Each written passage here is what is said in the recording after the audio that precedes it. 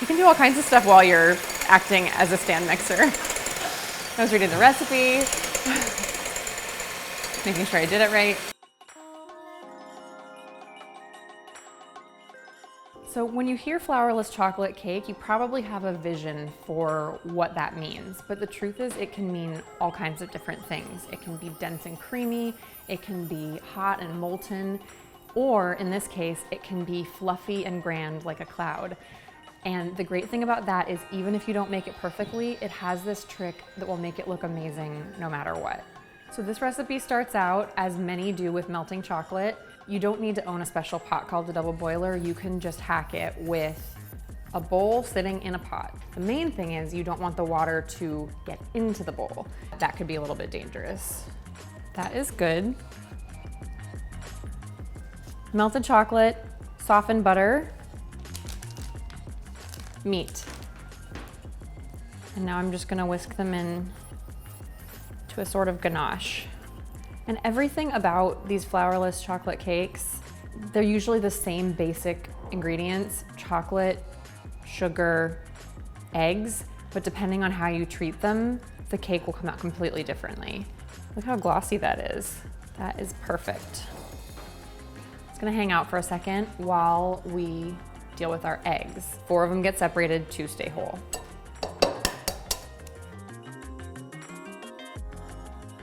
Wow, I didn't get any yolk in my white.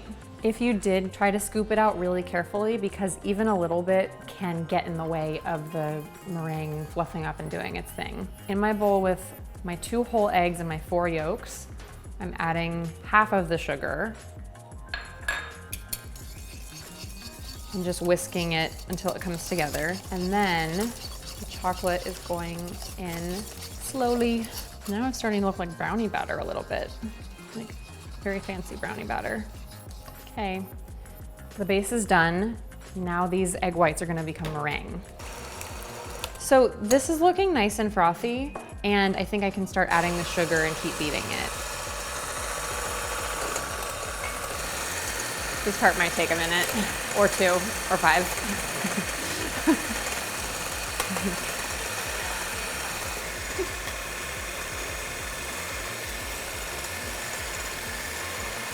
Oh wow, I just saw these bowls have measurements in them.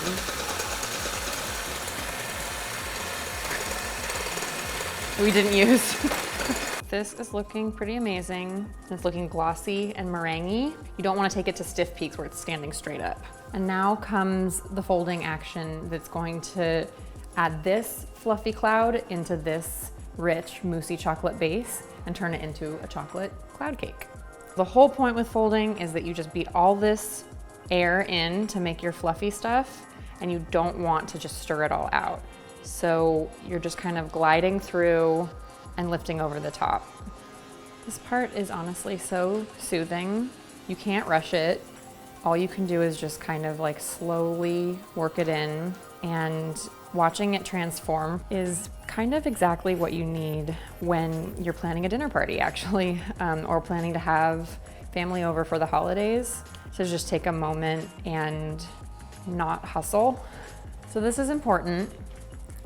All that you do to your pan is put a little bit of parchment in the bottom. You don't butter it or flour it because you need the cake to be able, as it's baking, to climb up the sides and make that cloud. Butter is, as Richard Sachs says, a no-no. With every move, I can actually hear air bubbles starting to deflate. They're just like these tiny little cries for help. So that's how you know you don't want to mess around too much. So while that bakes, it's a really good time to show you where this recipe originally came from. Richard Sachs was this incredible cookbook author and cooking instructor, and he actually was the founder of the Food and Wine Test Kitchen. This was the last book he wrote before he passed away in the 90s, and it is this incredible resource full of classic desserts to bake at home. The cake that we're making happens to actually be the cover recipe. It's one of his most iconic recipes, and that's why I included it in Genius Desserts along with other flourless chocolate cake recipes. This is what happens after your cloud puffs up and cools. It collapses in the middle, but that's exactly what's supposed to happen. And I love that about this recipe, that every time it comes out, it probably collapses in a slightly different way, but it's always gonna look amazing because of what you do to fill it. So this is just softly whipped cream with a little vanilla and confectioner sugar. You can flavor it however you like though. I mean, it kind of looks amazing even without doing anything, but I'll give it a little bit of love. And you can really do this with any cake you have that comes out of the oven and does not look like you want it to look. Just cover it in whipped cream. People will be very excited. Just a couple more things to make it look festive. A little bit of cocoa powder dusted over the top, and then some chocolate shavings.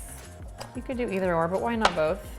And only now do you take the sides off, because while you were smooshing your whipped cream around, it could have pushed the sides over the edge. Looks pretty good, right?